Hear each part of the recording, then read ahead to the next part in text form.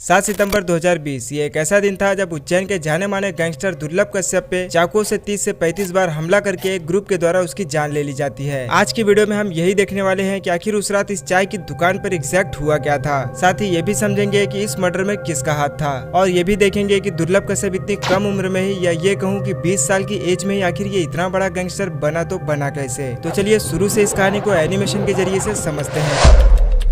8 नवंबर 2000 वो दिन था जब मध्य प्रदेश के उज्जैन के एक शहर अब्दालपुर में दुर्लभ कश्यप का जन्म होता है, जहां मां का नाम पद्मा था जो उज्जैन में एक स्कूल में टीचर थी और पिता का नाम था मनोज कश्यप जो अपना खुद का ही बिजनेस चलाते थे। बच्चे का नाम दुर्लभ इसके माता पिता ने इसलिए रखा था क्योंकि कई मिन्नतों के बाद उन्हें एक संतान हुई थी और माँ को पूरा भरोसा था कि हमारा बेटा बड़ा होकर बड़ा काम जरूर करेगा। लेकिन किसे पता था कि ये बड़ा काम क्राइम की दुनिया की तरफ होगा। खैर क्लास 8 और 9th में ही दुर्लभ अपने स्कूल में पढ़ने वाले बच्चों के बीच होने वाले झगड़ों को सॉल्व करने के लिए बीच में जाया करता था और लकीली उन्हें सॉल्व भी कर देता था। देखते ही देखते स्कूल के सारे बच्चों के बीच में कश्यप का दबदबा बढ़ने लग गया था और महज 16 साल की उम्र में ही अपने स्कूल के साथ कश्यप आसपास के इलाकों में भी काफी ज्यादा फेमस हो गया था। जहाँ छोटी मोटी लड़ाइयाँ हो या कोई और काम हो, लोग दुर्लभ के ही पास आने लगे थे। लोग उसे प्यार से कोहिनूर बुलाने लगे और इसी सब के चलते दुर्लभ का पढ़ाई में मन ही नहीं लगता था और क्लास 10 तक आते आते दुर्लभ की पढ़ाई पूरी तरीके से छूट जाती है। अब इस समय तक दुर्लभ को यह बात समझ आ गया था कि उसे किस काम को करने में ज्यादा खुशी मिलती है और अब दुर्लभ की सोच ये बन गई थी कि उसे उज्जैन का या ये कहूँ कि गैंगस्टर की दुनिया का सबसे बड़ा डॉन बनने की इच्छा उसके दिल में आ गई थी। खैर ये वो समय था जब एक रैली के दौरान दुर्लभ की मुलाकात ऐसे ही क्राइम करने वाले लोगों से होने लगी, जिसमें सबसे खतरनाक था ये हेमंत वाड़िया उर्फ बौखला।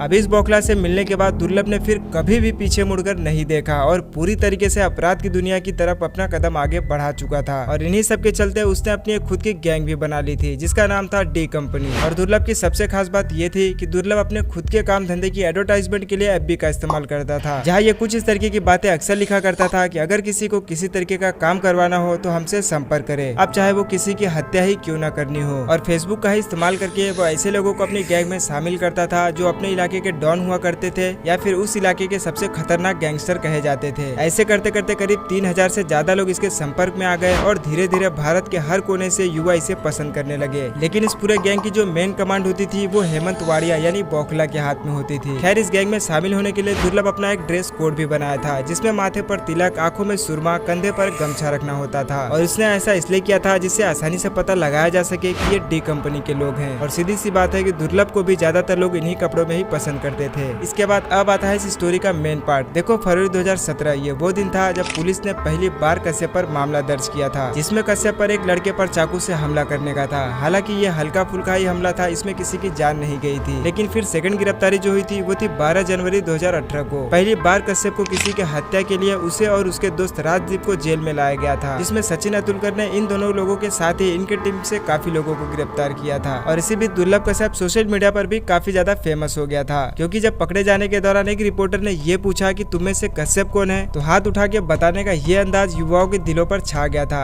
जो इस तरीके के कामों को किया करते थे। और इसके बाद दुर्लभ की पॉपुलैरिटी और भी ज्यादा बढ़ गई और उस समय जब दुर्लभ को गिरफ्तार किया गया था तो उसे शुरू में उज्जैन के एक जेल में रखा गया था, जहाँ सचिन अतुलकर ने कश्यप को ये भी बात कही थी कि कश्यप जब तक तुम जेल में हो तभी तक सुरक्षित हो, क्योंकि इतनी छोटी उम्र में ही तुमने इतने ज्यादा दुश्मन पाल लिए हैं कि बाहर निकलते ही कोई भी तुम्हें मार देगा। और हुआ भी कुछ ऐसा ही। खैर टॉपिक पर वापस आते हैं। नाबालिग होने की वजह से कश्यप ने हाई कोर्ट में अपील की तो हाई कोर्ट ने उसे बाल सुधार केंद्र में भेजने का फैसला कर दिया। कुछ महीने वहाँ अकेले बिताने के बाद वो काफी ज्यादा सुधर गया था और जेल से बाहर आने के बाद वो खुद का बिजनेस भी शुरू करना चाहता था। लेकिन इसी बीच आ गया था 2020, जहाँ पूरे देश में लॉकडाउन की स्थिति हो गई थी। तो उस समय दुर्लभ ने भी बिजनेस का प्लान कैंसिल करके इंदौर से मजबूरन दुर्लभ को उज्जैन अपनी माँ के पास आना पड़ा। यहाँ आपको एक बात ये पता होनी चाहिए कि दुर्लभ के माता पिता की आपस में ना बनने की वजह से ही ये अलग अलग रहते थे, जिसमें कश्यप कभी अपने माँ के पास रहता था, कभी अपने पिता के पास, क्योंकि वो दोनों से ही बहुत ही ज्यादा प्यार करता था। खैर आखिर वो दिन आ गया जब लॉकडाउन की वजह से दुर्लभ उज्जैन अपने मम्मी के यहाँ पर आ जाता है और कुछ महीने यहाँ रहने के बाद और लॉकडाउन का लंबा समय चलने की वजह से वो इस बात से काफी ज्यादा ऊब जाता है और कॉल करके 6 सितंबर 2020 को अपने दोस्तों को घर पर खाने के लिए इनवाइट कर देता है, क्योंकि 6 सितंबर तक लॉकडाउन की स्थिति भी काफी ज्यादा नॉर्मल हो चुकी थी। इसके बाद दुर्लभ के सभी दोस्त उसके घर आते हैं और फिर रात का खाना खाते हैं और कुछ बातचीत करते हैं। तभी दुर्लभ के दोस्त का मन बाहर जाकर चाय और सिगरेट पीने का करता है। लेकिन दिक्कत ये थी कि इस समय तक रात के 1 बज चुके थे और रात के 1 बजे तक चाय की सभी दुकानें बंद हो जाती है। तभी इनमें से एक दोस्त ये कहता है कि मैं अभी हेलावाड़ी क्षेत्र से ही आ रहा हूँ और मैं हेलावाड़ी में एक चाय की दुकान को जानता हूँ जो रात भर खुली रहती है। तभी करीब रात के 1 बजे सभी अपनी बाइक्स उठाकर हेलावाड़ी की उस दुकान की तरफ निकल जाते हैं, जहाँ सभी पहुंचकर चाय पी रहे होते हैं कि वहाँ पर अपनी कार से कुछ और लोग पहुंच जाते हैं। रुको, ये तो समझ लो कि आखिर ये लोग है कौन। देखो, जिस इलाके में अभी दुर्लभ बैठा है ये हेलावाड़ी है, और इस इलाके में जिस गैंग का दबदबा चलता था वो था केकेसी यानी कुत्ता कमीना चीज, जिसका लीडर था रमीज खान। और अभी यहाँ पे इसी गैंग के मेंबर मौजूद है। यही है केकेसी के लोग, जिसमें ये शहनवाज इसमें से सबसे खास है। और यहाँ बैठा है ये सादाब जहरीला, जो कि शहनवाज का भाई था। अब केकेसी के लोग इस समय यहाँ पर इसलिए पहुंच गए क्योंकि जिस चाय की दुकान पर ये लोग बैठे हैं ये इसी ग्रुप के लीडर रमीज का भाई चलाता था, जिसका नाम था अमन उर्फ भूरा। अब यहाँ पर यह भी हो सकता है कि शायद हो सकता है कि कश्यप के यहाँ होने की खबर इसी ने दी हो। खैर, जब यहाँ पर केकेसी और डी कंपनी दोनों आमने सामने आ जाती है तो दोनों में बहुत ही भयानक बहस हो जाती है। और बहस में कश्यप को इतना ज्यादा गुस्सा आ जाता है कि उसने फौरन अपनी पिस्टल निकाली और सीधा शहनवाज पर गोली चला दी, बिना कुछ भी सोचे समझे। हालांकि किस्मत अच्छी है और गोली हल्की से मिस हो गई और गले के पास से गुजर गई। फिर क्या, शहनवाज के गिरते ही बाकी के लोग गुस्से में कश्यप पर हमला कर देते हैं। बाकी कश्यप के दोस्त के पास कोई हथियार ना होने की वजह से ये सब भागने लगे, और दोस्तों को भागता हुआ देख कश्यप कुछ समझ नहीं पाया और भागने की वो भी कोशिश करने लगा। आप यहाँ पे ये भी जानकर हैरान हो जाओगे कि भागने वाले कश्यप के सारे खास दोस्त ही थे। इसमें से ये एक राजदीप मंडोई, कश्यप का जो बहुत ही खास मित्र था। खैर, बाकी लोग भागने में तो सफल रहे, लेकिन कश्यप को चारों तरफ से घेर लिया गया, क्योंकि टारगेट भी तो यही था। अब कश्यप शहनवाज, राजा, सिराज बाबा और सदाब के द्वारा चारों तरफ से घेर लिया जाता है। फिर क्या था, एक के बाद एक इन सबने मिलकर 30 से 35 बार कश्यप पर चाकू से हमला किया और उसे इतनी बुरी तरीके से घायल कर दिया कि शब्दों में बताना ये इम्पॉसिबल है। और फिर वहीं पास में खड़े इस चाय वाले ने कोई कसर नहीं छोड़ी और उसने ये कहा कि इसे आज ही पूरी तरीके से मार डालो, नहीं तो आगे चल के ये बहुत बड़ी प्रॉब्लम खड़ी कर देगा। खैर, इस समय रात के 2 बज रहे थे, सब अपने घरों में सो रहे थे और केकेसी के लोग अपना काम खत्म करके चुपचाप यहाँ से चले जाते हैं। और सुबह पुलिस को कश्यप की बॉडी यहाँ पर बिना शर्ट की ऐसी हालत में मिली, एक छोटे से चौल में। पूरे शरीर पर कई बार चाकू से वार किया गया था और पूरा शरीर खून से लथपथ था। ये बताना तो बहुत ज्यादा मुश्किल है कि कितनी दूर तक उसे दड़ा दड़ा कर मारा गया है। खैर, अगर उस दिन कश्यप के दोस्त थोड़ी सी और हिम्मत दिखाते तो शायद कश्यप आज जिंदा होता था। लेकिन बात वही है कि बुरे काम का नतीजा बुरा ही होता है। वीडियो पसंद आई हो तो प्लीज लाइक करके चैनल को सब्सक्राइब जरूर